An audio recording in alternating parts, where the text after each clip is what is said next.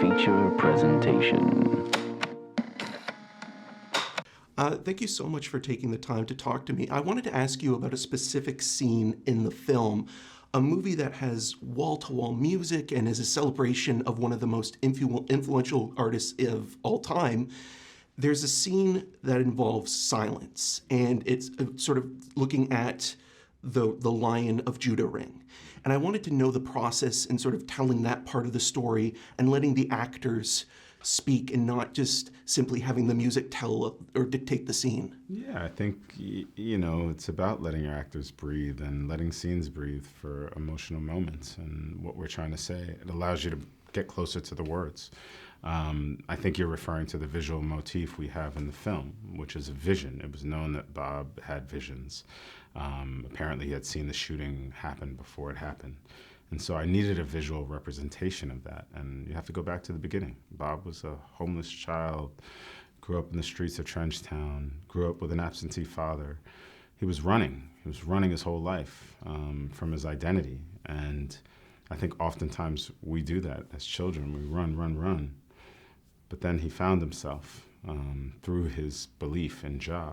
And the visual representation you see in the film is that was the framework. That became the framework for the film in a lot of ways to represent that spirituality that Bob had.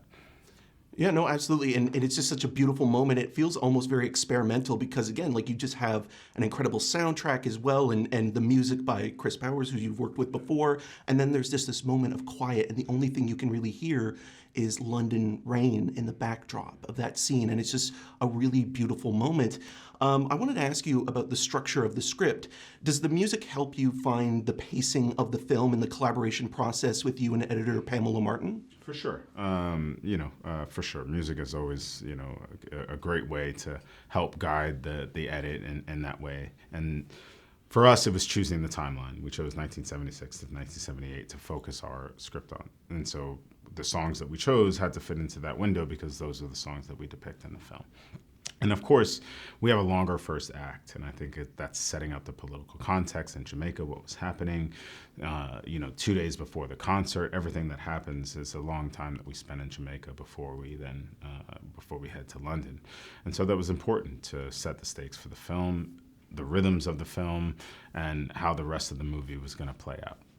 Yeah, another thing that I was very curious about, because I mentioned Pamela Martin and Chris Powers, and you're also working with Zach Balin again and Robert Elswit. Is it important for you to bring on people that you've worked with in terms of creating that community and that space where you can share the creative process with? For sure, especially if you respect their work, and for them to return again after King Richard, it made me feel like, okay, we did something special. Let's go again. They're tremendous talents who I've learned so much from.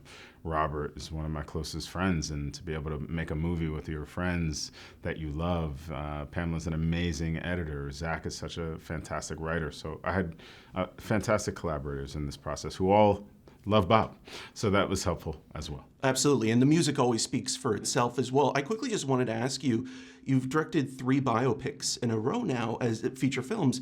What have you learned about yourself in the making of these films in very different stories, but also sort of focusing them on moments in people's lives and not cradle to the graves? Yeah, I think, look, you always learn from every film that you're a part of. You try to ask yourself the question is, what drove me to make that movie? Did I do it justice?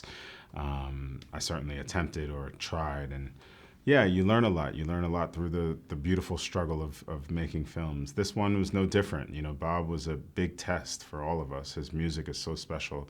And I hope, I'm very proud of the fact that, the next generation of Bob Marley fans are going to be created, and they're going to know that through Kingsley and Lashana. Absolutely. Thank you so much for taking the time to talk to me. I really appreciate it. Thank you.